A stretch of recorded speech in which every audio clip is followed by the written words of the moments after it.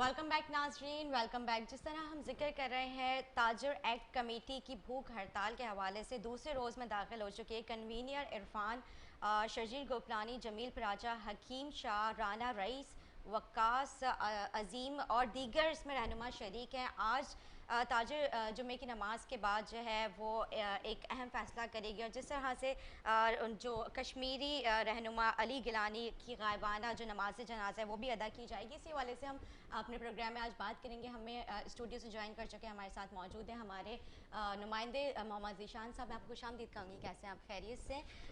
जिस तरह से अभी ताजा एक कमेटी 2 रोज़ से भूख हड़ताल कर रही है, तो इससे मतलब क्या लगता है कि आपको सिंध हुकूमत से वो जो अपने मुतालबात हैं वो मनवा सकेंगी, जो उनकी मांग है? जिस तरह से आपने अभी देखा कि टाइमिंग्स का इशू है, उनकी जो है कारोबार को कितना नुकसान फेस करना पड़ा, तो इस पर आपकी क्या जो है राय है इस हवाले से? जी बिल्कुल, देखें 2 रोज़ पहले जो एनसीओसी का एक इजलास हुआ था, जिसके बाद जो एक बार फिर कहा गया था कि ताजिर जो हैं वो 8 बजे कारोबार बंद कर दें, जिसके बाद देखा जा रहा था कि 2 रोज़ से वो ताजिर बिरादरी जो है वो मैदान अमल में आ चुकी है। प्रेस क्लब के और दीगर मकामात पर जो है कैंप लगाकर जो है एहतजाज का सिलसिला शुरू कर दिया है। एंड ताजिर एक के जो हैं वो 2 धड़े बन गए हैं। एक धड़ा जो है वो सिंध हुकूमत और वफाक के साथ है, जबकि दूसरा धड़ा जो है जो कि ये एहतजाज कर रहा है, वो धड़े के कुछ देर बाद जो है अहम फैसले होने हैं। और अहम फैसले क्या होंगे, क्या सिंध हुकूमत के ख़िलाफ़ होंगे? क्योंकि आल सिटी ताजिर एहतियात के जो चेयरमैन हैं शर्जील कोपलानी और जमील पराचा जमील साहब। पराचा वगैरह दीगर का यही कहना है कि सिंध हुकूमत की जानिब से जो एलामिया जारी किए गए हैं और कारोबार जो है एक रोज़ बंद किया जाए, जैसे कि जुम्मे को और इतवार को 2 रोज़ जो है कारोबार बंद करने का जो एलामिया जारी किया गया, जिसके वजह से इनका कारोबार भी काफ़ी मुतासर होता है। मेन मराकज़ बंद होने के बाद जो है शहरियों को काफ़ी मुश्किलात का सामना करना पड़ता है। जिसके बाद जो है देखा गया था कि एक धड़ा जो है हमाद पूना वाला आयरन एसोसिएशन वाले जो हैं वो वफाक के एलामिये पर जो है अमल दरामद कर रहे हैं। जैसे कि जोड़िया बाज़ार एसोसिएशन वाले जो हैं वो वफाक और सिंध हुकूमत के एलामिये पर अमल दरामद कर रहे हैं। लेकिन देखा जाता है कि इनके दूसरे धड़े, जिसमें जमील पराचा, शर्जील गोपलानी व और दीगर दीगर ताजिर, रहनुमा, जी जी। दीगर ताजिर जो हैं वो उन्होंने जो है एक अपना अलग धड़ा बना लिया है। जिसके बाद जो है शहर में इन लोगों की जानिब से मुख्तलिफ मकामात पर जो है वो एहतजाज का सिलसिला शुरू हो चुका है। बात की जाए अगर लियाकताबाद की, तो लियाकताबाद एसोसिएशन ने भी जो है वो इनका साथ दिया है। लियाकताबाद में भी अलग मुजाहरे का सिलसिला, एहतजाजी मुजाहरे का सिलसिला जारी है। और आज ही जो है देखा जाएगा कि अब से कुछ देर बाद जो है शर्जील गोपरानी और मोबाइल डीलर एसोसिएशन के जो चेयरमैन है रिजवान इरफान वाले, ये भी अहम फैसला करेंगे। ठीक है जी। ये जो भूख हड़ताल थी ये जुमेरात सुबह 8 बजे से जारी थी और आज तक जो है ना 2 रोज़ हो चुके हैं इस भूख हड़ताल को। तो आपको क्या लगता है कि इसको अगर खुदा न खास्ता ये सिंध हुकूमत इनके मुतालबात पे पूरी ना उतरी तो ये आगे भी इसको कंटिन्यू कर सकते हैं? जी बिल्कुल, देखें मुतअद्दिद बार जो है इनके सिंध हुकूमत के आला हुकाम से जो है वो मुलाकातें हुई थी और उनकी जानिब से कि यही कहा गया था कि कारोबार जो है वो 10 बजे तक खोला जाए, क्योंकि 8 बजे जो है कारोबार बंद करने से जो है काफ़ी मसाइल का सामना करना पड़ेगा। लेकिन सिंध हुकूमत की हट दर्मी के बायस जो है ताजरों की नहीं सुनी गई, जिसके बाद जो है ये धड़ा जो देखा जा रहा है कि आल सिटी ताजिर एहतियात वाले जो है ये एक यकजा हो गए हैं। जबकि दूसरे धड़े जो हैं वो तो वफाक और सिंध हुकूमत को जो है सपोर्ट कर रहे हैं। मगर देखा जाता है कि सिटी ताजिर अलायंस वाले जो हैं वो उनकी जानिब से जो है ताजिर बरादरी जो है वो भी मैदानी अमल में है। और उनकी जानिब से जो एहतजाज किया जा रहा है वो सिर्फ हुकूमत के ख़िलाफ़ किया जा रहा है, क्योंकि काफ़ी पहले ही कोरोना की ऐसी लहरें थी जिसके बायस जो है ताजरों का जो है काफ़ी नुकसान हुआ है। लेकिन अब भी देखा जा रहा है कि एक बार फिर जो है ताजिर जो है मिसाइल का शिकार हो रहे हैं। ठीक है जी। जिस तरह से अभी रेन एमरजेंसी जो है हो चुकी है और मानसून का सिलसिला जारी रहेगा, तो आपको क्या लगता है बल्दियाती जो हमारे मामलात हैं वो मतलब सिंध हुकूमत बड़े दावे वादे करती है। एडमिनिस्ट्रेटर कराची मुर्तज़ा वहाब जो हैं उन्होंने भी काफ़ी रोज़ से जो है इसकी प्रोडिक्शन मतलब हुई हुई थी महकमा मौसमियात के मुताबिक। लेकिन आपको क्या लगता है कि नालों की सफाई और जिस तरह से चंद घंटों की बारिश में शहर सैलाब का मंजर पेश कर रहा होता है, आप क्या समझते हैं सिंध हुकूमत के लिए बहुत बड़ा टास्क है, अपने टास्क से पूरा उतर सकते हैं? जी बिल्कुल, देखें सिंध हुकूमत की जहाँ बात की जाए तो शहर के मुख्तलिफ मकामात पर अब भी जाके देख लें कि सेवरेज का निज़ाम धर्म भरम हुआ हुआ है। बिल्कुल। गंदगी के ढेर जो हैं वो सड़कों पर लगे हुए। बैरिस्टर मुर्तज़ा वाब एडमिनिस्ट्रेटर कराची तो मुंतखब कर दिया है पीपल्स पार्टी की जानिब से, लेकिन अब भी उनका जो जहन है क्योंकि कुछ चंद 2 रोज़ 3 रोज़ पहले जो लगने वाली कोरंगी की आतिशज़दगी वाक़े की फैक्ट्री से मुतालिक भी बात की जाए, जब उनसे बातचीत की गई थी तो उन्हें ये नहीं पता था कि फायर स्टेशन की गाड़ियाँ हमारे पास कितनी मौजूद हैं। ओह! ये जब इंसिडेंट हुआ जी, था वो उस हवाले से जी, भी उनको नहीं जब पता ये था, आए बल्कि थे जब वहाँ जिना पे हॉस्पिटल के बाहर वहाँ इन्होंने। के इलाके के लोग गए थे तो आपको भी मेरे ख़्याल से याद होगा कि वहाँ पे पता चला कि ये जो हमारे पास फायर ब्रिगेड्स हैं वो तो सिर्फ डमी के तौर पर हैं। जी बिल्कुल, जिना हॉस्पिटल के बाहर जब ये आए थे एडमिनिस्ट्रेटर कराची मुर्तज़ा वाब, जब उनसे पूछे गए सवालात कि 40 जो हैं वो फायर ब्रिगेड गाड़ियां हैं, लेकिन उसमें से 30 ख़राब हो चुकी हैं, लेकिन 10 फायर स्टेशन गाड़ियां जो हैं वो अब तक वहां पर मौजूद नहीं थी। आतिशज़दगी के वाक़े के 2 घंटे बाद जो है वो वहां पर गाड़ियां पहुंची थी, जबकि मुर्तज़ा वाब ने देखा गया था कि बातचीत करते हुए कहा कि बिल्कुल गाड़ियाँ जो है फौरी तौर पर पहुँच गई थी। मुर्तज़ा वाब जो है वो वकालत से वाबस्ता हैं और हमें इनके जो वालदा के दौर से इन्हें जानते हैं कि अच्छा, वो अच्छा। वकालत बैरिस्ट्री के लिए ये लंदन गए थे, लंदन से बैरिस्टर बनकर आए थे और इसके बाद जो है वकालत का जो सिलसिला था वो इन्होंने शुरू किया हुआ था। मुर्तज़ा वाब जो है वो शहर कायद के मसाइल से आगा नहीं है, इन्हें नहीं पता, सिर्फ इन्हें ये पता है कि पीटीआई के खिलाफ जो है वो कार्रवाई किस तरह अमल में लाई जाए या दीगर सियासी पार्टियों के खिलाफ जिस तरह इनके तर्जुमानी के बयानात चलते रहते थे, लेकिन वो तर्जुमानी के बयानात के दौरान उन्होंने सिर्फ ये कराची के मसाइल पर जो है कोई नज़रसानी नहीं की, सिवाय ये जो है सियासी पार्टियों के खिलाफ जो है तानाबाजी और तानाकशियों से। लेकिन मुर्तज़ा वहाब एक जिस तरह से आपने बोला बैरिस्टर हैं, लेकिन अब वो एडमिनिस्ट्रेटर कराची हो चुके हैं, एक इतनी बड़ी उनके ऊपर रिस्पॉन्सिबिलिटी है, जिम्मेदारी है, तो आप क्या समझते हैं कि वो अपनी जिम्मेदारियों को बाखूबी तरीके से निभा सकते हैं? देखें, 2 हफ्तों में अब तक जो है कोई ऐसी तब्दीली नज़र नहीं आई। हालांकि ठीक है। आपसे कुछ देर पहले हमें पता चला था कि बात की जाए MNA People's Party Qadir Khan मंडू के जी जी एडवोकेट के जी, एरिया उनको के लिए। हमारे स्टूडियो आना था, लेकिन जिस तरह से आपको पता है चंद कतरे बारिश के जब पड़ते हैं तो सब अपने अपने बिलों में घुस जाते हैं, ना हल्के में नज़र आते हैं और ना ही वो मीडिया फेस करते हैं। तो हमारे साथ भी कुछ इसी तरह के मामला हुए और वो हमारा उनका 1 बजे का टाइम लाइनअप था, लेकिन वो नहीं आ सके हमारे प्रोग्राम में। जी कादर खान मंडू खेल की बात की जाए तो आज उनका केस जो है सिंध हाई कोर्ट में फिरदौस आशिक अवान के थप्पड़ मारने से मुतालिक केस की समाअत थी, अच्छा जिसकी अच्छा। वजह से शायद लगता है कि वो नहीं आ सके। कादर खान मंडू खेल का एरिया जो है बल्दिया, जो कि इस वक्त तबाहाली का शिकार हुआ है। आपसे कुछ देर पहले हमें पता चला था कि बल्दिया टाउन के इलाके में जो है सेवरेज का निज़ाम धर्म भरम होने के बायस काफ़ी जो कच्चे आबादी के इलाके हैं, जो कि बल्दिया एक 7 नंबर जंगल स्कूल है और इसके अलावा नेवल के कॉलोनी और गुलशन मजदूर का एरिया जो है वो एक के कच्ची आबादी के एरिया, वहाँ पर जो है सेवरेज का निज़ाम और बारिश के मानसून बारिश क्योंकि उस एरिया में बहुत तेज़ हुई थी, जिसके बायस जो है 2 बंद भी टूट गए हैं, मगर वो उन्हें नज़र नहीं आता। आज जो है इन्हें वहाँ का दौरा करना चाहिए था, बल्दिया का दौरा करना चाहिए, वहाँ के मुंतखब नुमाइंदे हैं, लेकिन बल्दिया से मुतालिक बात की जाए, इनके एरिया से मुतालिक बात की जाए तो पूरे रोड वहाँ के टूटे फूटे हैं, सेवरेज का निज़ाम धर्म भरम है। सड़कों पर जाके देख लें, बल्दिया टाउन के सईदाबाद ट्रेनिंग सेंटर, जो कि नौजवान लड़के जो हैं वहाँ पे पुलिस ट्रेनिंग के लिए जाते हैं, तो उनके सामने ट्रेनिंग सेंटर के सामने जो है वो कितने कचरे के ढेर बनाए हुए हैं, जिसके बायस काफ़ी शहरियों को मुश्किलात का सामना करना पड़ता है। बिल्कुल ठीक है, लेकिन हल्की बारिश और ट्रैफिक जैम ये तो एक आपको पता है मामूल के मुताबिक है। चंद कतरे जब बारिश के पड़ते हैं तो ट्रैफिक के साथ साथ जो है हमारे के इलेक्ट्रिक का निज़ाम भी मुतासर हो जाता है। तो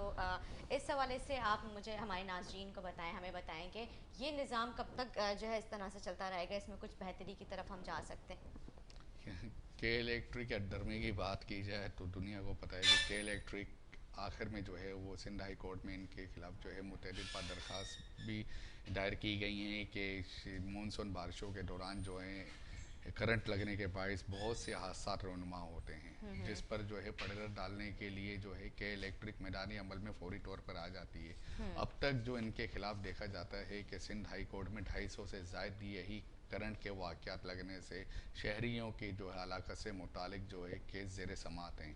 के इलेक्ट्रिक की अब भी फीडर ड्रॉप होने के बायस जो है कुछ एरियो में जो है वो लाइट जो है वो मुअत्तल हो गई, जिसके बायस शहरियों को काफ़ी मुश्किलात का सामना करना पड़ता है। के इलेक्ट्रिक के दावे तो बहुत हैं, मगर नज़रसानी के मामला कहीं दिखाई नहीं बिल्कुल देते। ठीक कह रहे हैं कि इलेक्ट्रिक के साथ साथ वो एक जानलेवा कंपनी भी बन चुकी है। आपने देखा जिस तरह पिछले गुज़श्ता साल जो हैं उनमें कि इलेक्ट्रिक ने कई लोगों की जान भी ली है, बिल्कुल। लेकिन अभी तक उनका निज़ाम बेहतर नहीं हुआ ना, उनकी वायरिंग सेट वो करवाते हैं, क्योंकि पोल्स वगैरह जिस वो आवाम को जो है बता देते हैं कि आपने उससे दूर चल के रहना है, लेकिन खुद कुछ कुछ बेहतरी की नहीं तरफ करते नहीं तो जाते वो। बिल्कुल पिछली एक एनजीओ से मुतालिक बात की जाए और पिछले मॉनसून बारिशों से मुतालिक बात की जाए तो एक एनजीओ के रहनुमा थे जिनकी जानिब से जो है वो दरख्वास्त दायर की गई थी, क्योंकि मुतअद्दिद शहरी जो है वो करंट लगने के बाद हलाक हुए थे, लेकिन उनके एहले खानों को सिर्फ के इलेक्ट्रिक के पास एक ही ज़रिया है कि उनके अहले खानों को मुआवजा देना। देखिए बात मुआवजे की नहीं होती, बात जान की होती है। जिस तरह ये कि इलेक्ट्रिक सड़कों पर जो है के पोल बिछा लगा रही है, जिस पीएमटीज लगा रही हैं, लेकिन वहाँ पे कोई सेफ्टी साइड के लिए कोई गैप नहीं दिया गया, जिसकी वजह से जो ये हादसा रहनुमा होते हैं। कि इलेक्ट्रिक की हद दर्मी जो है वो पूरे शहरियों को पता है। बिल्कुल ठीक कह रहे हैं। पूरी दुनिया में जब बारिश होती है लोग इंजॉय करते हैं, लेकिन वाहिद कराची शहर ऐसा है कि जब बारिश होती है तो लोग दुआएं करते हैं बारिश रुक जाए। ये एक अजीब वजह है ना। के बिल्कुल के इलेक्ट्रिक जो एक प्राइवेट लिमिटेशन बन चुकी है। पहले के दौर में देखा जाता है कि KESC एक इंतज़ामिया थी बिल्कुल। और बिल्कुल फौरी तौर पर अल्लाह ना करे कोई शहर में नाखुशगवार वाक़या पेश आता था तो KESC फिर भी बेहतर थी। जब से ये के इलेक्ट्रिक प्राइवेट लिमिटेड हो चुकी है, जिसके बाद जो है हमारे वज़ीर आज़म ने इमरान खान का भी यही कहना था कि ये जिसमें शेयर्स पार्टनर जो हैं के इलेक्ट्रिक के अंदर और दीगर कंपनियों से मुतालिक बात की जाए तो के इलेक्ट्रिक की जो है मौजूदा सूरत हाल देख के सिर्फ हट दर्मी लगती है इनकी, और शहरियों को जो है कोई जानो माल के तहफ़्फ़ुज़ के लिए जो है ऐसे कोई सेफ साइड मौजूद नहीं है अब भी शहर के अंदर जो के इलेक्ट्रिक की जानिब से कहा जा सके कि हाँ करंट के हादसा जो हैं वो रहनुमा नहीं होते। बिल्कुल ठीक कह रहे हैं, लेकिन इसके साथ साथ अगर हम बात करें स्ट्रीट क्राइम की, तो स्ट्रीट क्राइम का जिन बेकाबू हो चुका है, बेरोज़गारी बढ़ चुकी है, और साथ साथ आप देखें लोग जो है बेरोज़गारी की वजह से अब स्ट्रीट क्राइम की तरफ स्नैचिंग और इस तरह की वारदातों में भी काफ़ी इन्वॉल्वमेंट है। लेकिन हमारी सिंध पुलिस जो है अपना निज़ाम बेहतर नहीं कर रही है, और सिंध पुलिस के कुछ इस तरह के अफसरान हैं, मैं यहाँ पे जो है बताना भी इसको मैं ज़रूरी समझती हूँ, क्योंकि कुछ अफसरान ऐसे हैं जो कि अपनी वर्दी का नाजायज़ फ़ायदा उठाते हैं और खुले आम जो है अपने वालदैन के जो उनकी पोस्ट है उसका भी जो है नाजायज़ फ़ायदा उठाते हुए उनका असला इस्तेमाल करते हुए वो दिन दहाड़े रात में फायरिंग कर रहे होते हैं, मोहल्ले वालों को परेशान कर रहे होते हैं। इस तरह के भी काफ़ी लोग हैं। तो ये सिंध पुलिस के जो मामला हैं हमारी कब बेहतर होंगे? बात सिंध पुलिस की नए जाए। आईजीज आते हैं, नए एडिशनल आईजीज आते हैं, जो भी आता है वो आके अपने अपने जो है दावे वादे करते हैं कि इस बार जो है हम बेहतरी करेंगे। अब जो स्ट्रीट क्राइम है उसमें मतलब जो इस तरह के स्नैचिंग्स वगैरह हैं, ये वारदातों में हम इसका रेशो कम करेंगे, लेकिन कम होने के बजाय ये रेशो बढ़ता ही जा रहा है। देखें शहर कायद में स्ट्रीट क्राइम की बिल्कुल आपने एक वजह बिल्कुल सही बताई कि क्योंकि बेरोज़गारी, जब तक इस मुल्क से बेरोज़गारी का ख़ात्मा नहीं होगा तो स्ट्रीट क्राइम की वारदातें बढ़ती जाएंगी। और बात की जाए पुलिस जो है वो आवाम के इस्लाह के लिए बनती है, पुलिस जो है वो आवाम के तहफ़्फ़ुज़ के लिए बनती है, मगर सिंध पुलिस का तो अल्लाह ही हाफिज़ है। क्योंकि जिस तरह देखा जा रहा है कि स्ट्रीट क्राइम की बढ़ती हुई वाक़यात और इसके बाद जो है कोर्टों के अंदर जिस तरह मुलजिमान से जो है वो तफ्तीशी अफसरान का रवैया होता है, एक आदि मुजरिम तो देखा मैं जाता है बिल्कुल कि शहरी चाहूँगी वहीं कि बन आप जाता इसको है। बिल्कुल डिटेल में बताएं, क्योंकि ज़ाहिर है आप कोर्ट भी देख रहे हैं, तो इस हवाले से बताएं कि पुलिस अफसरान का जो आईओ होते हैं, SIO होते हैं, उनके क्या रवैये होते हैं, जो मतलब मुजरिम वगैरह होता है उनके साथ, और जो जिनको बेचारों को नाजायज़ भी फंसा दिया जाता है, वो वहाँ पे आके उनके क्या तासुरात होते हैं, उनकी किस तरह के उनके साथ मामला होते हैं।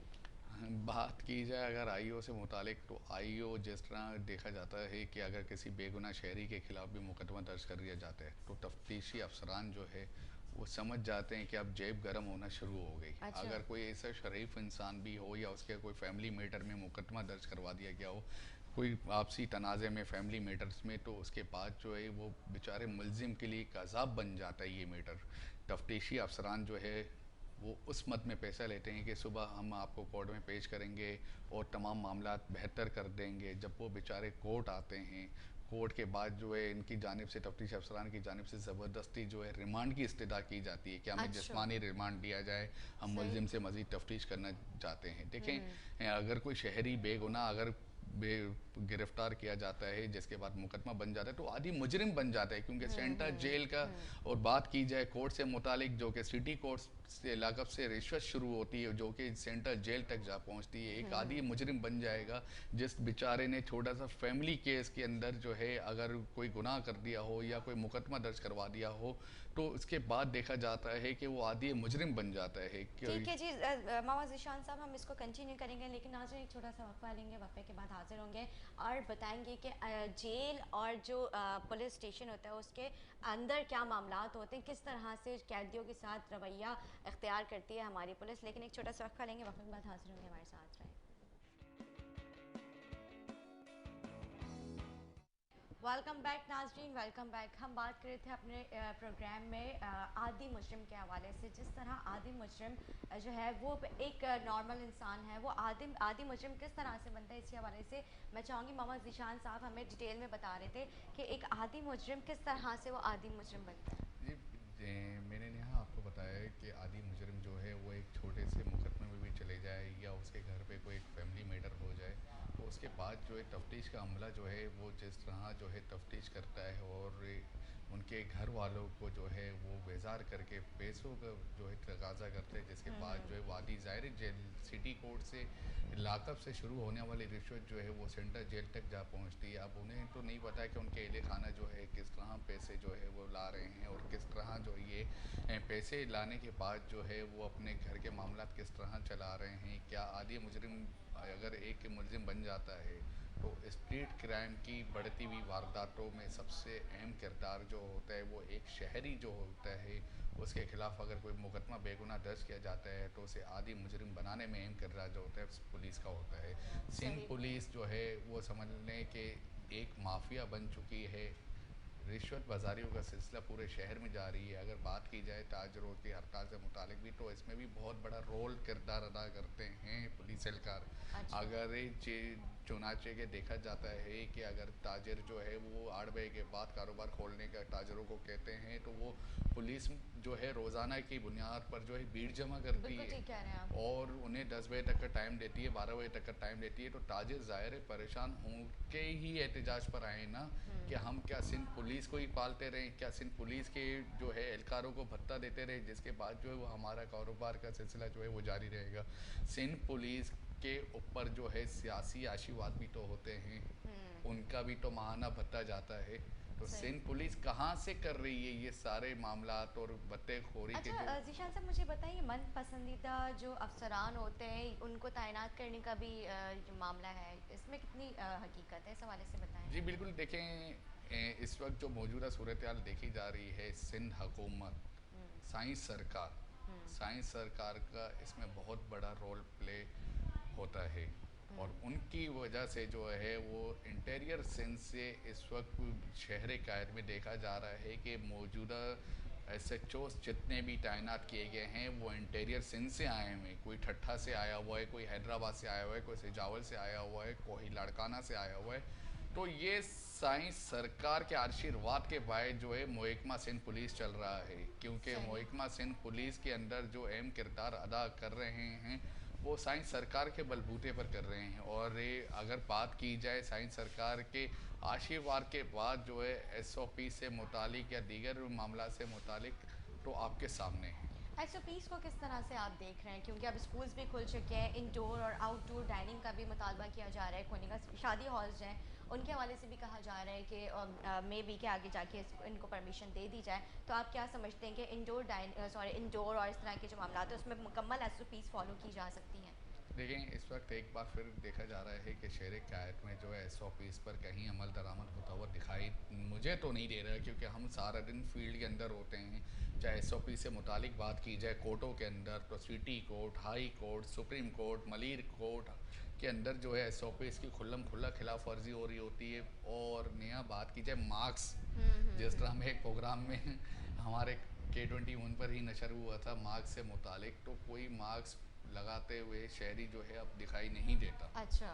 क्योंकि SOPs फॉलो जो है, सैनिटाइजर्स वगैरह जो शहर में पहले शहरियों की जानिब से इस्तेमाल किए जाते थे जी जी फौरी जी। तौर पर, लेकिन अब वो सैनिटाइज़र और मास्क की तो बात की जाए तो मास्क तो इस्तेमाल ही नहीं हो जबकि रहा। अब फोर्थ वेव वो ज़्यादा डेंजरस है, और अभी जो ये वेव है ये डेल्टा वेरिएंट जो है, और ये छोटे बच्चों में भी इसके सिम्टम्स पाए जा रहे हैं, और ये काफ़ी उनको भी बताया जा रहा है कि वालदैन क्या NICs पे मेरे ख्याल से उनके वैक्सीनेशन कार्ड पे जो है आप इसको, उनको बच्चों को भी अंडर एज है वो भी वैक्सीनेशन की तरफ अब जा रहे हैं। तो मतलब इतना हमारा जो है ये वेरिएंट डेंजरस हो चुका है, इतना वायरल हो चुका है, और लोग इसको अभी तक सीरियस नहीं ले रहे हैं, SOPs नहीं फॉलो कर रहे हैं। मास्क का जैसे भी आपने जिक्र किया, पहले लोग मुसलसल अपने पास रखा करते थे, अब तो मैंने देखा है कि वो सड़कों पे मास्क पहने नज़र आ रहे थे, और किसी को भी अब मैं नहीं देखती। हमारे इवन हमारे यहाँ जो स्वीपर्स है, बल्कि अभी मैंने हमारे पास कादमंदो खेल आए थे MNA पाकिस्तान पीपल्स पार्टी के, तो उनसे ही मैंने कहा था कि हम आप आवाम को तो पूरा ये मतलब SOPs वगैरह मास्क या एहतियाती तदाबीर जैसा फॉलो करवा रहे हैं, लेकिन जो स्वीपर्स हैं या KMC का जो अमला है, आप उनको क्यों नहीं करें? क्योंकि वो डोर टू डोर जाके जो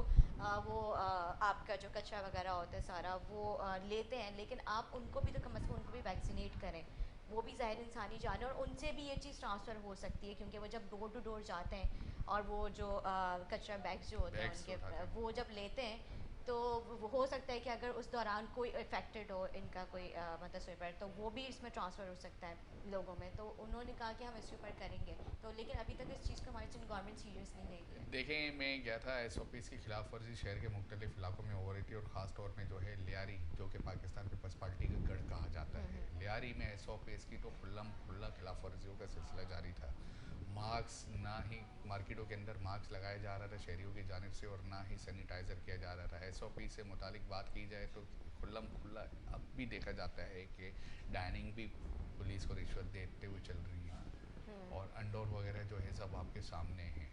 रिश्वत रिश्वत रिश्वत, ये रिश्वत का जब तक सिंध पुलिस खात्मा नहीं करेगी, और जब तक शहरियों को जो है कोई तहफ़्फ़ुज़ नहीं मिलेगा, और ये मार्ग से मुतालिक जो बातें आपके सामने हैं, SOPs की खुल्ला जो है वो धज्जियाँ उड़ाई जा रही हैं, उस पर अमल दरामद होता हुआ कुछ भी नज़र नहीं आता, क्योंकि SOPs के इतने बड़ा डेल्टा, ये जो चौथी लहर कोरोना वायरस की आई हुई, कोरोना वायरस की वबा के दौरान सिंध हुकूमत की भी जानिब से तो कोई बेहतर इक़दाम किए जाएँ, शहरियों को कोई आगाही कैंप लगा के आगाह किया जाए, लेकिन सिंध हुकूमत की जानिब से सब कारोबार बंद करना एक जो है वो नहीं है, एक ज़रिया ये नहीं है कि कारोबार बंद कर दें और लोग घरों जी में बैठ जाएं। स्कूल भी खोल दिए गए हैं, जी। स्कूल में भी आप देखा क्या जाता समझते है। हैं स्कूल्स इंतजामिया, क्योंकि all private school and college association के चेयरमैन हैं, उनका भी यही कहना था कि हम मेरी अभी कुछ दिनों पहले उनसे जब हमारे प्रोग्राम में भी वो आए थे, तो उनसे जब मेरी प्रोग्राम में बात हुई थी, तो वो कह रहे थे कि हम पूरी मुकम्मल SOPs को फॉलो करवाएंगे, सैनिटाइजिंग गेट्स,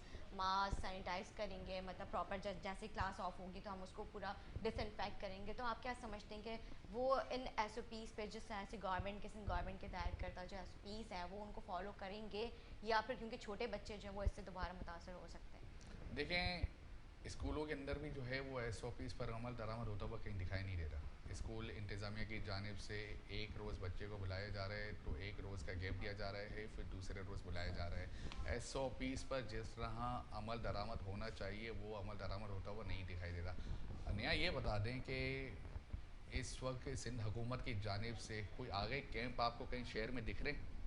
नहीं, मुझे अभी तो नहीं दिख रहा है, लेकिन जब स्टार्टिंग में फर्स्ट वेव जो थी उस वक्त उन्होंने काफ़ी अच्छे कैंप्स कहीं वगैरह और पीपल्स लोगों को पार्टी की वैक्सीनेशन, जानिब से मोबाइल आपने सर्विस जो थी वो भी इनकी कहीं काफ़ी पीपल्स एक्टिव थी। पार्टी की जानिब से आप कहीं देखा है कि मास्क डिस्ट्रीब्यूट किए जा रहे?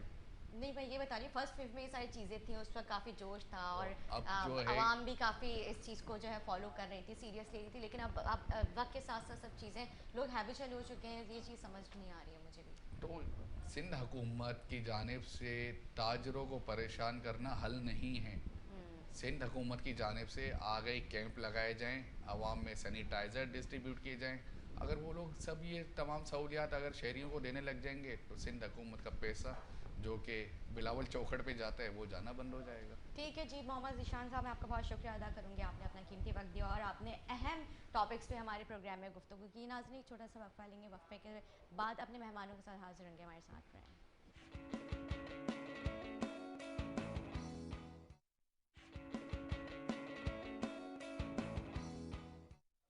वेलकम बैक नाजरीन, वेलकम बैक। जिस तरह हम बात कर रहे हैं कराची की सूरत हाल के हवाले से, रेन एमरजेंसी नाफिज हो चुकी है। वज़ीर बल्दियात के हंगामी इक़दामात जो है रेन एमरजेंसी वो इस पर कितना उतरेंगे, इसी वजह से आज हम अपने प्रोग्राम में बात कर भी रहे हैं और करेंगे। हमारे साथ मौजूद हैं MKM पाकिस्तान के MPA अब्बास जाफरी साहब। मैं आपको खुशामदीद कहूँगी, कैसे आप खैरियत से?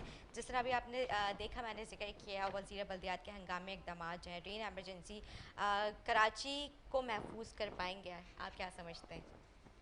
बारिश तो अभी इतनी हुई नहीं है।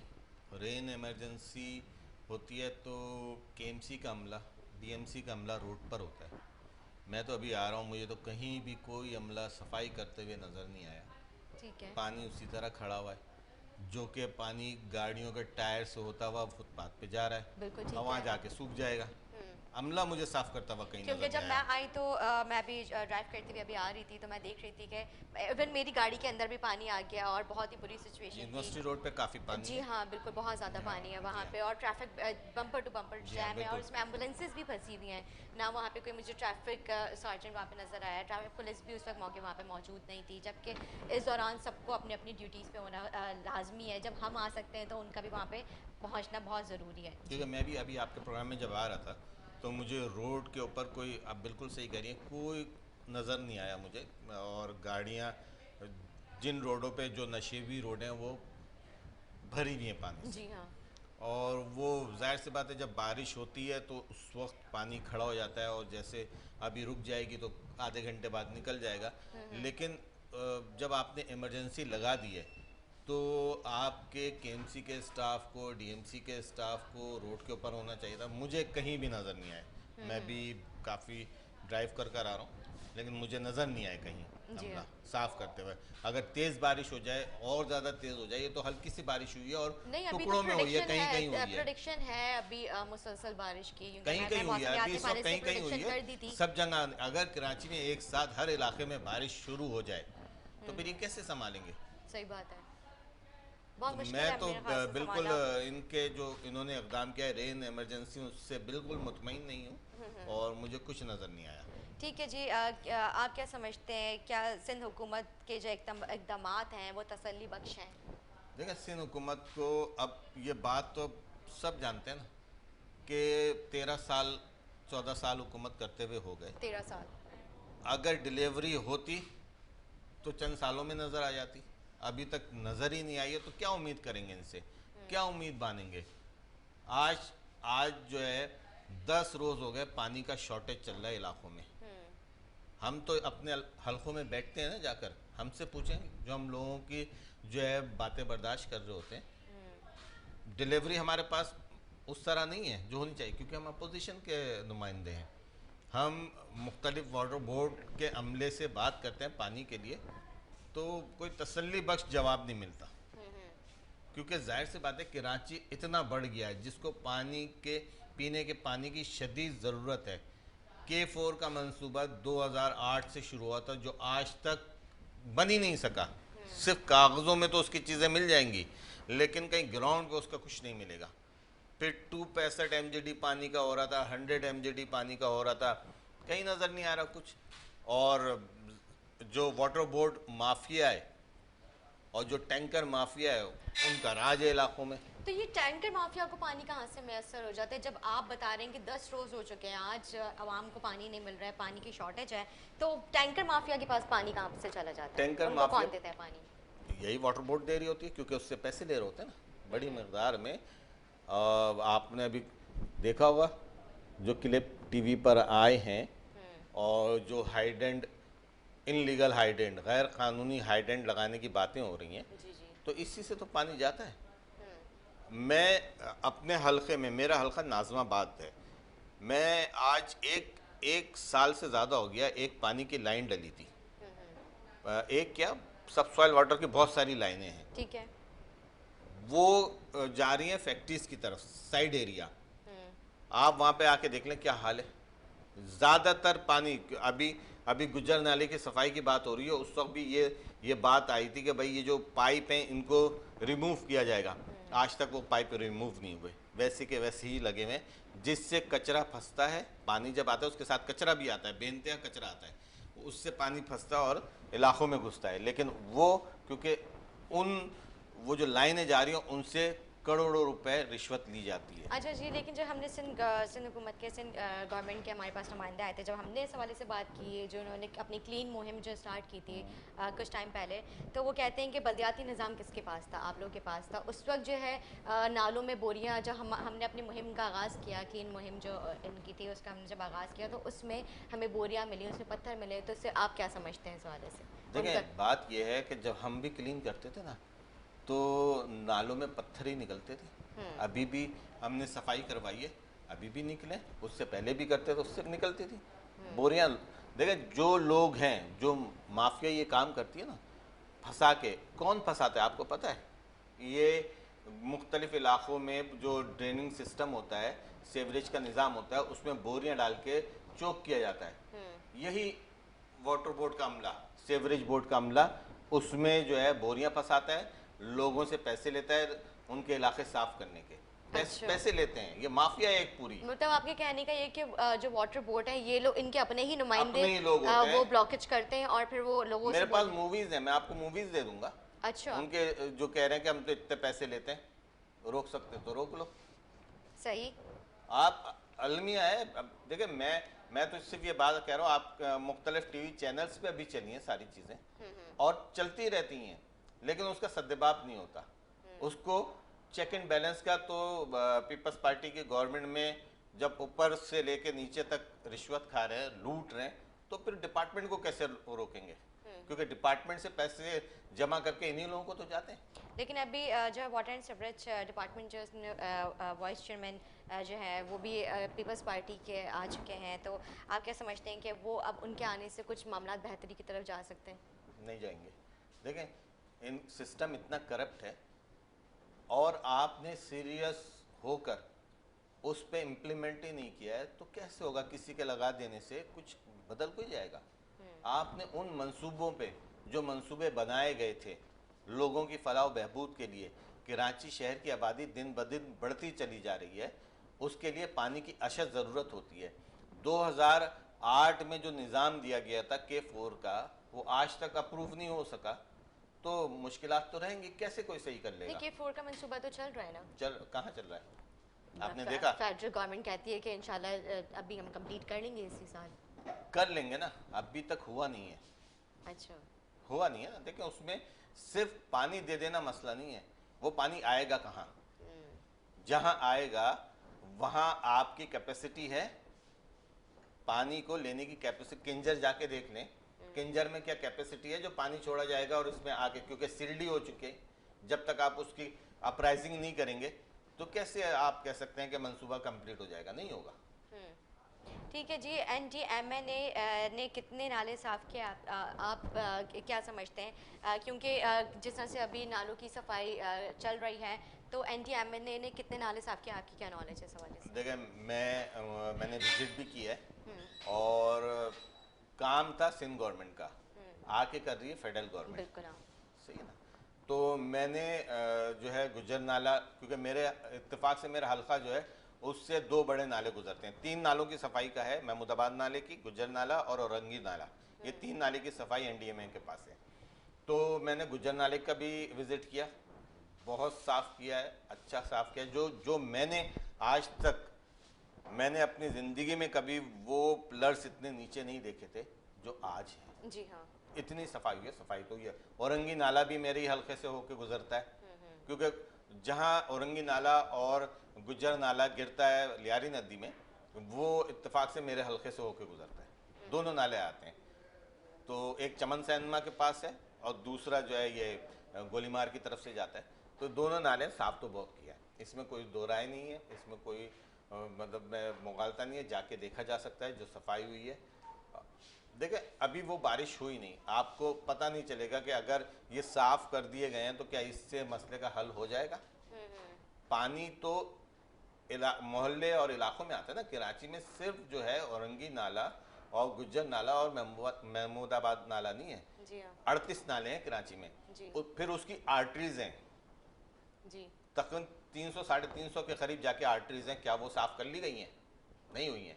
नहीं, जो और नाले हैं आप क्या समझते हैं? वो नाले उन्होंने और साफ़ किए हैं, और कर रहे हैं, क्योंकि अभी जो रेन एमरजेंसी जिस तरह से अभी बताया जा रहा है कि मानसून का सिलसिला जारी रहेगा, तो क्या आप समझते हैं कि सिंध गवर्नमेंट जो है अपनी इसमें कारकर्दगी में पूरी उतरेगी? नहीं उतरेगी, नहीं उतरेगी। नहीं उतरेगी, क्योंकि देखें रेन से पहले ही काम करने को होते हैं। अगर आज आपने रेन इमरजेंसी लगा दी और आज रात में बारिश हो गई तो आप कैसे पानी जाएगा? सही बात। गुजर नाले में, औरंगी नाले में पानी छोटे नालों से बड़े नाले में जाता है ना। जब आप छोटे नाले अभी तक साफ नहीं हुए इलाके महल्ले में जो है, उससे तो पानी खड़ा रहेगा इलाकों में। ठीक है, पहले उनको तो साफ किया जाए। वो तो ऐसे उसी तरह है। सिंध गवर्नमेंट ने काम नहीं किया, फेडरल गवर्नमेंट का जो काम था गुजर नाले का, औरंगी हाँ। नाले का, वो उन्होंने किया। ठीक है जी नाज़रीन, छोटा सा वक्फा लेंगे, वक्फे के बाद हाजिर होंगे, हमारे साथ रहें।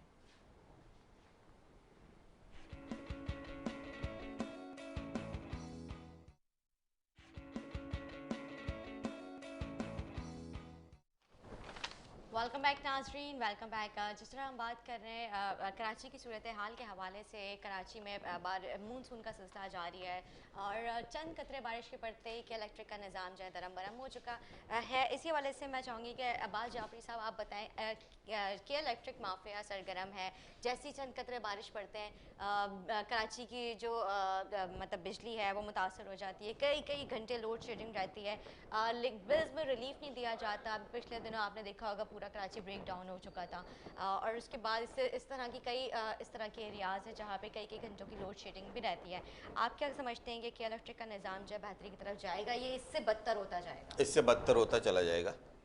देखिए पूरी दुनिया में जो बिजली का निज़ाम है किसी एक कंपनी के पास नहीं है। अब कराची इतना बड़ा, तो कराची जितना बड़ा है इसमें 3 दुनिया के बहुत से ऐसे मुल्क हैं जिनकी आबादी कराची से की आबादी से एक बेइंतहा कम है, वो पूरे मुल्क हैं। कराची इतना बढ़ चुका है जिसे एक के इलेक्ट्रिक नहीं संभाल सकती। मुख्तलिफ कंपनीज़ को हायर करना पड़ेगा और फिर इस तरह कंपटीशन भी होगा और हो सकता है कि सस्ती और बिजली का निज़ाम सही हो सके। तो अच्छा। के इलेक्ट्रिक के अलावा भी किसी और को लाइसेंस देना चाहिए, बिल्कुल, क्योंकि के इलेक्ट्रिक आप देख लेना लोड शेडिंग बढ़ती चली गई। फिर जो के इलेक्ट्रिक है, इससे पहले जो इनकी इंतज़ामिया थी उन्होंने इस पूरे कराची शहर से कॉपर वायर उतार के सिल्वर वायर लगा दिए, जिससे जो है जो लोड शेडिंग में इजाफा जो हो रहा है और जो वो जो इनकी 220 वाट है वो पूरा नहीं मिलता उसमें इन सिल्वर वायर का। अच्छा, ये बारिश हल्की सी होती है, सिल्वर वायर जो है वो ट्रिप कर जाते हैं। तो ये कराची में और आपको बिजली का निज़ाम और कंपनीज़ को देना चाहिए। एक कंपनी सिर्फ एक इसने जो अपनी इजारादारी कर ली है, इसके अलावा औरों को देना चाहिए। इस तरह से मसले का हल नहीं होगा। कई कई घंटों की आप मुख्तलिफ इलाकों में चले जाएं, कई कई घंटों की लोड शेडिंग होती है और बिल उसी तरह आ रहे होते हैं लोगों के पास। बिल्कुल, और उससे बिलों में ज़्यादा आ कमी रहे नहीं है। यही तो बिल मैंने कहा कि ओवर बिलिंग और लोड शेडिंग का सिलसिला जारी है। ओवर बिलिंग कितनी हो जाती है? ओवर बिलिंग बेइंतहा है, लेकिन कोई पुरसाने हाल नहीं है। आवाम देखा, आवाम तो कि जो मयार ज़िंदगी है वो बद से बदतर होती चली जा रही सही है। बात है। इस और कोई भी ये सोच नहीं रहा। अच्छा, फिर आवाम भी अपने लिए कम सोच रही है। आवाम भी जब आवाम क्या सोचे, आवाम रोड पर आना चाहिए। नहीं, क्या करे आवाम जो है, जाहिर सी बात है उनके दिमाग माफ हो चुके हैं। आप मुझे बताएं बेरोजगारी की शरह कितनी बढ़ चुकी है। डेली वेजर की अगर हम बात करते हैं, डेली वेजर किस तरह से अपने घर का गुजर बसर करता है? उनका तो दिन यही होता है ना कि आपने दिहाड़ी पे जाना है और आपने कमाना है, लेकिन अब तो जाहिर सी बात है यहाँ पे काम ही नहीं है। सब चीज़ें जो है लॉकडाउन की नज़र कर दी जाती हैं। जिस तरह से अभी हमारी ताजिर बरादरी जो है 2 रोज़ से एक मतलब भूख हड़ताल पे बैठी हुई है। उनके मुतालबात सिंध हुकूमत से, वो अपने मुतालबात नहीं मनवा रही है। सिंध हुकूमत जो है उनके मुतालबात पूरी नहीं उतर रही है। आप क्या समझते हैं जो कल जुमेरात सुबह 8 बजे से जो ताजिर बरादरी के मुतालबात हैं और 2 रोज़ जो भूख का उन्होंने जो मतलब हड़ताल की हुई है, आज अहम प्रेस कॉन्फ्रेंस भी करेंगे, तो आप समझते हैं कि सिंध गवर्नमेंट उनके मुतालबात को पूरा कर सकती है? पूरा करना चाहिए। देखें, ये कराची शहर जो है ये इस पाकिस्तान का रेवेन्यू हब है। बिल्कुल, यहाँ से टैक्स कलेक्ट होता है। तो क्यों इस तरह कर रहे हैं? मेरी समझ से बालातर है। जो ताजिर आपको कमा के दे रहा है, जो लोग आपको कमा के दे रहे हैं, उन्हीं के ऊपर आप बंदिशें लगा रहे हैं और उन्होंने उस बंदिश के बावजूद टैक्स उतना ही दिया है। हालांकि उनका कारोबार इन 2 साल में बेइंतहा मुतासिर रहा है। बिल्कुल ठीक कह रहे हैं, उन्होंने अपने वर्कर्स को नहीं निकाला नौकरी से, उनको घर बैठा के उनको तनख्वाहें दी हैं घर बैठा के तनख्वाहें और दी हैं मुकम्मल एसओपीज के साथ उन्होंने मार्केट्स खोली थी, प्रॉपर जो सैनिटाइजिंग गेट्स हैं, एसओपीज फॉलो की जा रही हैं, लेकिन फिर भी उनके साथ इस तरह का देखिए सलूक हमने किया तो जा इसके रहा है। ऊपर ताजिर बरादरी कहते हैं कि हमारे साथ भी सौतेला सलूक किया जा रहा बिल्कुल है। सही कह रहे हैं ना। देखिए हमने तो उसके ऊपर अपनी प्रेस कॉन्फ्रेंस भी करी है कि आप मार्केट बंद ना करें, कोई टाइम शेड्यूल ना दें। आप एक बात बताएं कि सुबह 6 बजे से 8 बजे तक मार्केट के औकात है, क्यों? सुबह 6 बजे कौन आएगा मार्केट में? नहीं, सुबह 6 बजे कोरोना गायब हो जाता है, हाँ, रात तक 8 बजे तक वो कोरोना तो गायब रहता है, लेकिन बिल्कुल 8 बजे के बाद कोरोना फिर से आ जाता है। ये एक है। अजीब मामला है। अगर आप पूरा वक्त खुला रहेगा तो लोगों का हुजूम भी कम होगा। लिमिटेड टाइम होता है, लोग भाग के चाहते हैं कि हम फौरन खरीद लें। अगर आपने टाइम शेड्यूल कोई नहीं रखा, वो आराम से जाएंगे, खरीद कर आ जाएंगे और मार्केटों में रश भी नहीं रहेगा। लेकिन रश बढ़ रहा है। अच्छा, फिर रश भी बढ़ रहा है, अब जाहिर सी बात है दुकान पे कोई आ रहा है वो तो सैनिटाइज कर रहा है, लेकिन जो घूम रही है आवाम वो तो बिल्कुल एसओपी फॉलो ही नहीं कर रही है।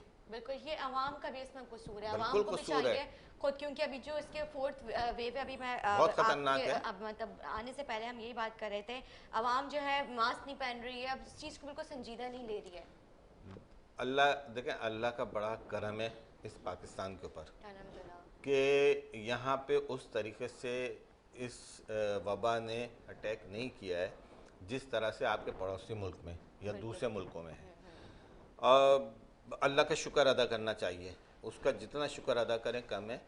लेकिन अगर अल्लाह ना करे कि ये चीज़ अटैक कर दिया तो फिर क्या करेंगे आप? आपके पास तो हॉस्पिटल नहीं है, आपके पास वेंटिलेटर नहीं है, तो आप क्या करेंगे?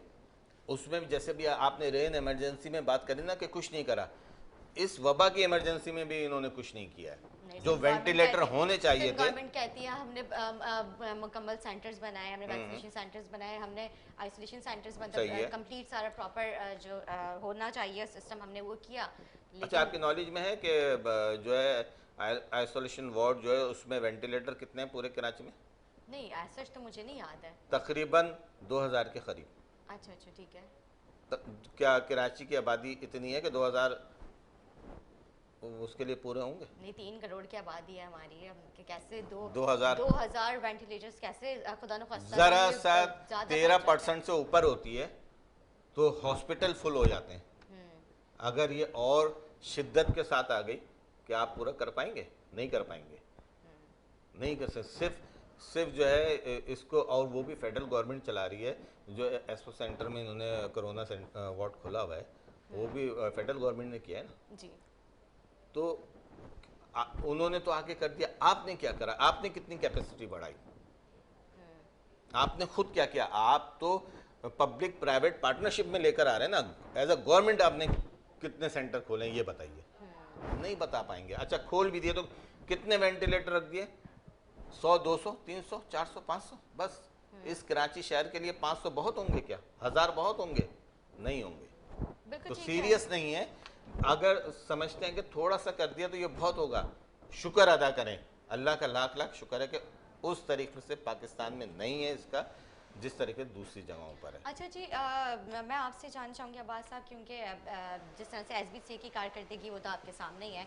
एसबीसीए भी एक अपना माफिया बन चुका है, जिस तरह से और दीगर डिपार्टमेंट्स हैं वो अपनी मनमानियाँ कर रहे हैं, इसी तरह से एसबीसीए जो है वो भी इलीगल जो है पोर्शंस बनवाते हैं। वो भी जिस तरह से आपने बताया उनकी गफलत से कितनी इमारतें मस्मार हो चुकी हैं।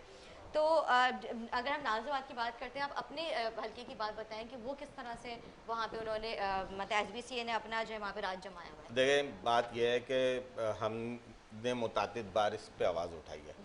जिस वक्त हम गवर्नमेंट में थे, ये इदारे हमारे पास थे तो हम बनने नहीं देते थे। लेकिन अब देखें, इस कराची के हुक्मरान है ना, वो कराची के नहीं है, इसलिए उनको दर्द नहीं होगा। 120 गज की कोई आबादी है, जैसे नाज़िमाबाद है, उसमें 80 गज का भी मकान है, 120 गज का भी, 200 का भी और 400 का भी। फ़र्ज़ कर लें कि जो 80 गज का मकान है तो उसकी जो इंफ्रास्ट्रक्चर उसका डला हुआ है, पानी की लाइन डली हुई है, सीवरेज की लाइन डली हुई है, वो तो उस 80 गज के हिसाब से बनी होगी। उस 80 गज पे इस एसबीसीए ने पैसे लेकर 8-8 मंजिल बना दिए। अभी एक बिल्डिंग क्लैप्स हुई थी आज से 2 साल पहले गोलीमार में, वो भी क्या था, 6 मंजिला बनाई हुई थी। और उसके उस इलाके के लोगों ने एप्लीकेशन देकर रुकाया हुआ था, लेकिन जाहिर सी बात है, देखें ये बिल्डर माफिया जो है ये पैसे खिला के सारी चीज़ें कर लेती है। तो इस कराची शहर को तो लूटने वाले आके लूट रहे हैं और सबको पता है कि जो बनाने वाले हैं बनाएंगे। नहीं, आप एज ए एमपी है, आपने अपने हल्के में इस चीज़ की जी हाँ बिल्कुल, देखें मैंने मुख्तलिफ फोरम पे मुख्तलिफ इदारे जो हैं उनको लेटर भी दिए हैं और इस पे असेंबली के अंदर बात भी हुई है, लेकिन वो माफिया है, वो तो अपना काम करता रहेगा। मुख्तलिफ जगहों को हम रुकवाते हैं, रुकवाने के बाद पता चलता है कि उसके जो है जो पैसे थे वो बढ़ के मिले और उसी तरह। तो ये तो सिलसिला है, ये चलता रहेगा। इसके सख्ती से एक्शन लेना पड़ेगा, इसके ऊपर क्रैक डाउन करना पड़ेगा। जो कोर्ट ने अभी फैसला किया था उसको इम्प्लीमेंट करवाना पड़ेगा कि ग्राउंड प्लस 2 की इजाज़त है, उससे ऊपर की इजाज़त नहीं है। लेकिन मैं दावत देता हूँ 80 गज पे उन्होंने 8 जी, मैं आपको दावत देता हूँ, आप किसी दिन एक प्रोग्राम रख लें मेरे हलके में, मैं आपको उन जगहों पे लेके चलता हूँ, देखें किस तरह से बन रही हैं चीज़ें वहाँ पे। अच्छा एक और चीज़ है, SBCA खुद नहीं आता, SBCA ने एक प्राइवेट टीम हायर करी हुई है। अच्छा जी, जो मुलाजिम नहीं है SBCA के, वो बीटर हैं, वो वहाँ से पैसे कलेक्ट करके SBCA को पहुँचाते हैं, बीच में उनका भी हिस्सा है। एक पूरी टीम हर इलाके में, कराची के हर इलाके में एक टीम काम कर रही है। मतलब ये इनके कौन होते हैं? ऊपर के अफसरान होते हैं जो ये बिल्कुल, सारी अफसरान टीम शामिल तैयार हैं, करते हैं, यहाँ पे नीचे के जो इनके बिल्डिंग इंस्पेक्टर्स वगैरह जो होते हैं, देखें बिल्डिंग इंस्पेक्टर हैं, सारे होते हैं। सब ये लोग हैं। पूरी इसके ऊपर तो SBCA के ऊपर तो पता ही नहीं कितने प्रोग्राम बन चुके हैं, लेकिन उन लोगों का कुछ नहीं होता। वो उसी तरह अपनी सीट पे मौजूद हैं, पैसे खिलाते हैं, अपने ट्रांसफ़र करवा लेते हैं।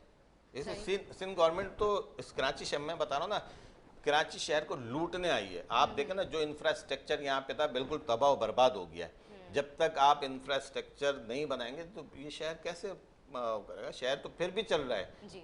और अल्लाह वास्ते ही चल रहा है ये। इन्होंने तो कुछ नहीं किया, इन्होंने तो इसका बेड़ा गर्क करने में कोई कसर नहीं उठा रखी है, लेकिन चल रहा है फिर भी शहर।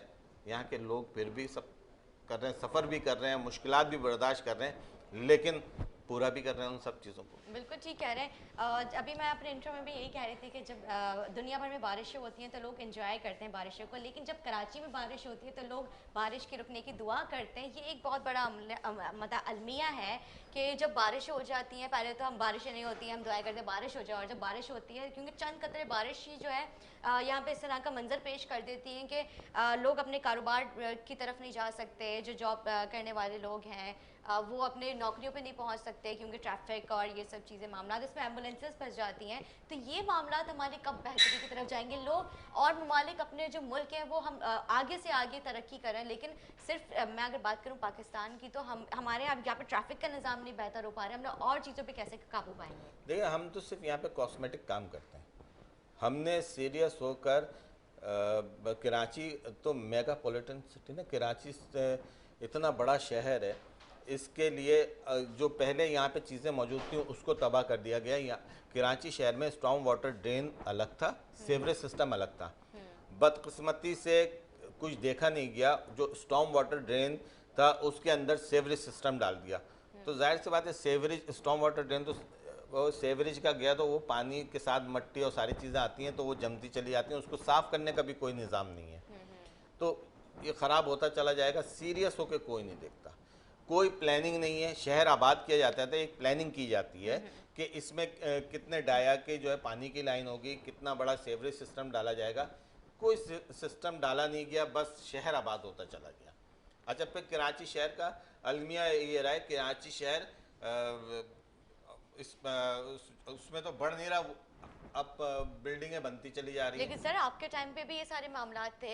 मैं अगर आपको बताऊं कि लियाकताबाद और डिफरेंट जो मतलब हमारे डिस्ट्रिक्ट्स हैं, ये आज की बात नहीं है, ये कई टाइम से इस तरह की जो, क्योंकि SBCA उस वक्त आप लोगों के अंडर था, सारे मामला आप लोग देख रहे थे, जो KBCA उस वक्त हुआ करता था, तो उस वक्त भी ये सारी गैर कानूनी इमारत बन रही थी। तो उस वक्त क्यों नहीं MQM ने आवाज़ उठाई थी इसके ऊपर? अब क्यों सारे, जब सिंध गवर्नमेंट ने सारे मामला जो अपने मतलब अंदर अपने पास कर लिए से बढ़ा है, उस वक्त इतनी तेज बिल्डिंगें इतनी नहीं बनती थी। उस वक्त जो KDA था उस वक्त 2 ग्राउंड प्लस 2 के अलावा नहीं बन, जहाँ भी बनता था उसको तोड़वा दिया जाता था। बनती होंगी देखिए ना, काली भेड़ें तो हर जगह होती है ना, बनती होंगी, लेकिन उसके ऊपर एक्शन भी होता था। बहुत सारी बिल्डिंगें सील भी कर दी जाती थी। अब तो कुछ सील नहीं किया जाता है, सब चल रहा होता है सब।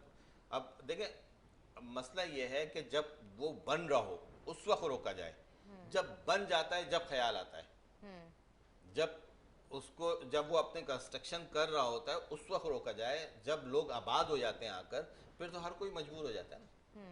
जब जिस वक्त बन रहा हो नहीं, उस वक्त मजबूर रोका उस जाए, वक्त क्यों हो जाता है? तो उसी वक्त क्यों नहीं आवाज़ उठाई जाती है? हम रोका लोग जाए तो उस वक्त। अपने प्लेटफॉर्म से जितनी कोशिशें होती हैं, मीडिया पर्सन तो उनकी निशानदेही करते हैं, लेकिन काम करवाना जाहिर सी बात है, मुतालिका डिपार्टमेंट्स का काम है। आप एज ए MP अगर आप उसके ऊपर आवाज़ उठाएं, हम आपके साथ हैं, आप बताएं कि कहाँ पे हम अपने प्लेटफॉर्म से इस चीज़ की निशानदेही करेंगे, कम अज़ कम आप इस पर अपना पार्ट तो अदा करें। बिल्कुल, आप आए, मैं तो आपको दावत दे रहा हूँ ना, आप आए मेरे साथ चलें, मैं आपको दिखाता हूँ सारी चीज़ें, जो कुछ हो रहा है या जो कुछ हो चुका है वो भी दिखाता हूँ, और फिर आप वहाँ पे जाके फैसला कर लीजिएगा कि ये कितने साल पहले हुआ है, इन 13 सालों में हुआ है या 20 सालों में हुआ है, आपको अंदाज़ा हो जाएगा। वो सारी नई कंस्ट्रक्शन है, पुरानी कंस्ट्रक्शन नहीं है। ठीक है जी। पुराने घर तो उसी तरह 1+2 बने हुए, ठीक ग्राउंड है। +2 बने हुए। जो नई कंस्ट्रक्शन है वो 8-10 मंजिला है। अब वो भी इतना ख़राब मटीरियल इस्तेमाल किया जाता है कि बिल्डिंगें क्लैप्स होती हैं, बिल्डिंगें टेढ़ी हो गई, बहुत सारी तो तुड़वाई गई हैं, बहुत सारी जगहों तो आप देखें बिल्डिंग खाली कराकर वहाँ उसको खाली करा के उसको तोड़ा गया है। ठीक है। अच्छा जी, मुर्तज़ा वहाब की कारकर्दगी के हवाले से थोड़ी सी गुफ्तगू कर लेते हैं। मुर्तज़ा वहाब के एडमिनिस्ट्रेटर कराची, मुर्तज़ा वहाब की कारकर्दगी से कितना मुतमईन है? अभी तक तो नज़र नहीं आई। अच्छा। आज जैसे अभी शुरू में ही बात करी हमने कि रेन इमरजेंसी नाफिज करी, लेकिन सड़क पे निकल के कोई नहीं आया। अभी हम तो फंसते हुए आए हैं यहाँ पर, और अच्छी बात है, अगर डिलीवर करें तो खुशी होगी। नहीं, लेकिन 2 हफ्तों डिलीवरी से तो करें। ज़्यादा जो है उनको आधा संभाले हुए हो चुका है, 3 हफ्ते अप्रॉक्स हो चुके हैं। और मतलब इन 3 हफ्तों में आप क्या समझते हैं कि उनकी कारकर्दगी कोई एक भी बात आपको अगर याद है तो इस हवाले से बताएं। मुझे तो कुछ भी याद नहीं है कि अगर उन्होंने कोई ऐसा इक़दाम किया हो हाँ। कि जिससे कुछ नज़र आया हो कि हाँ कुछ किया है इन्होंने। ठीक है। अगर आपको नज़र आया हो तो आप बता दें। नहीं, मैं तो आपसे पूछ रही हूँ ना, मुझे तो ज़ाहिर है। देखें ना, आप सवाल तो मेरा है, आप मुझे बताएं। देखिए, मैं तो बात करूंगा उनके मुखालिफ ही ना। अच्छा। लेकिन मेरी बात से ज़्यादा अच्छा है कि अगर रोड पे निकल के देखा जाए कि क्या काम कुछ नज़र आया, कुछ नज़र नहीं आया। कचरा उसी तरह पड़ा हुआ है, ड्रेनिंग सिस्टम उसी तरह ख़राब है, पानी लोगों को मिल नहीं रहा है। क्या सिर्फ ये 3 इनके इख्तियार में ना, अगर के इलेक्ट्रिक की बात करो तो वो कह देंगे भाई ये तो फेडरल सब्जेक्ट है। मैं तो उस चीज़ की बात कर रहा हूँ जो उनके दायरे इख्तियार में आता है। पानी, सेवरेज, कचरा, क्या किया गार्बेज आप चलें, आप मैं दिखा देता हूँ क्या हशर है इलाकों में, पता चल जाएगा। नहीं, गार्बेज का तो बहुत ही बुरा हाल है। यहाँ पे कचरे के ढेर बने हुए हैं, लेकिन ये चीज़ समझ नहीं आती है कि मतलब वो ढेर के ढेर और पहाड़ों की शक्ल अख्तियार कर चुके हैं, कोई क्यों नहीं इसके ऊपर नोटिस ले रहा है। ये देखें, बात ये है कि अगर आपने फौरी तौर पे नहीं उठाया ना, तो ये जिस तरह कराची में कचरा पैदा होता है ना, दुनिया में इस कचरे से बिजली बनाई जा रही है। हम इतने बदकिस्मत लोग हैं कि हम आज तक इस कचरे को ठिकाने लगा के और बिजली नहीं बना पा रहे। अगर यही कर लें तो इसी से कुछ अच्छी चीज़ें हो जाएंगी। ठीक है। कोई नहीं सोचता ना इसके लिए। अच्छा, फिर हम अगर आप कहें कि आपने क्या किया, तो हम ये कहेंगे कि हमें तो भाई जब ये इनका दौर था इन्होंने हमें पैसे नहीं दिए। जब हमारे लोग बैठे हुए थे DMCs में, उसमें वो इतने पैसे OZT में हमें मिलते थे कि हम सिर्फ तनख्वाहें दे सकते थे, ये दीगर काम नहीं हो सकते थे। कचरा उठाना भी उन्होंने सॉलिड वेस्ट मैनेजमेंट बनाई हुई थी, उनका काम हुआ करता था। सॉलिड वेस्ट अपना किरदार ही नहीं अदा कर रहा है, कचरा उठाना उनका काम है, वो कहीं नज़र ही नहीं आता। ठीक कह रहे हैं। अच्छा जी, हम बात करते हैं स्ट्रीट क्राइम के हवाले से। स्ट्रीट क्राइम की वारदातों में इजाफा होते हुए नज़र आ रहा है। आप क्या समझते हैं, स्ट्रीट क्राइम पे हम काबू पा सकते हैं? नहीं करें। आप ये देखें ना, जब बेरोज़गारी बढ़ेगी तो स्ट्रीट क्राइम होंगे। अच्छा, फिर नेबरहुड सिस्टम तो यहाँ पे है ही नहीं। निशानदेही भी हो जाती है लेकिन कुछ नहीं होता। लोग पकड़े भी जाते हैं लेकिन हमारा यहाँ पे जो सिस्टम है वो छोड़ दिया जाता है। स्ट्रीट क्राइम में बेइंतहा इजाफा हो रहा है, इस पे फौरी तवज्जो दी जाए। सिंध गवर्नमेंट को चाहिए कि इसके ऊपर तवज्जो दें और कोई ऐसी टास्क फोर्स बनाए जो मुख्तलिफ इलाक़ों में इसके ऊपर काम करे।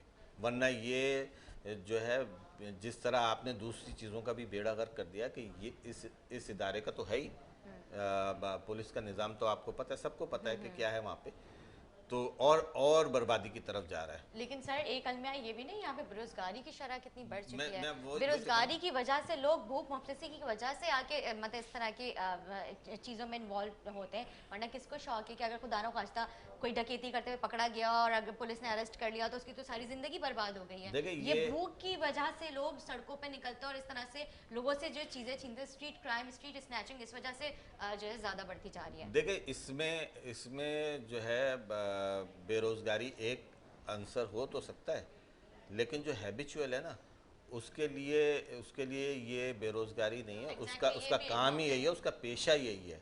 तो ये जो छीना झपटी स्नैच जो ये वारदातें होती हैं, ये लोग जो है पेशावर लोग हैं, और जो वो पता चल जाता है कि अगर किसने गुर्बत की वजह से अगर ये काम किया है, वो बेचारा पकड़ा भी जाता है। लेकिन जो प्रोफेशनल लोग हैं, इसमें प्रोफेशनल टीम है पूरी, जो कि अच्छा एक वक्त ऐसा होता है कि कुछ दिन ऐसे आते हैं कि उन दौरान तो एक वारदात भी नहीं होती, बहुत कम वारदात होती है, लेकिन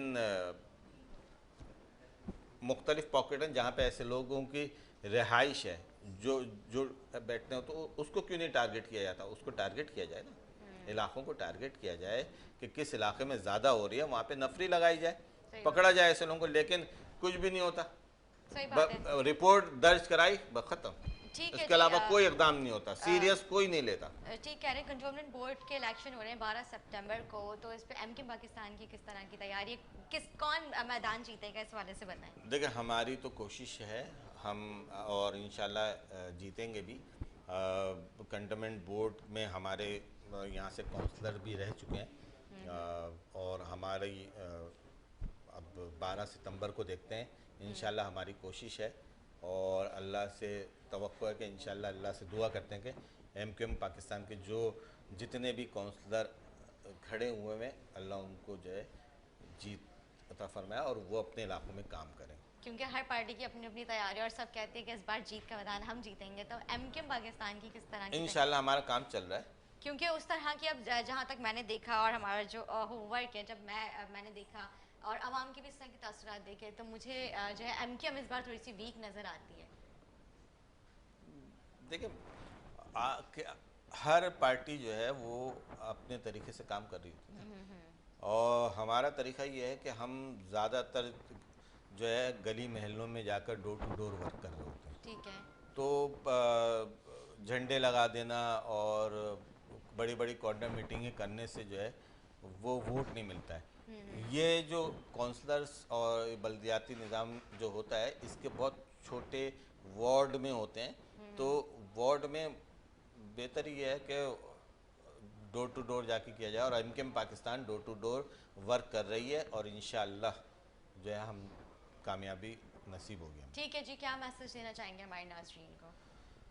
एहतियात करें, जो वबा है वो ख़त्म नहीं हुई है, एहतियात करें अपने लिए भी, अपने बच्चों के लिए भी और अपने शहर के लिए भी।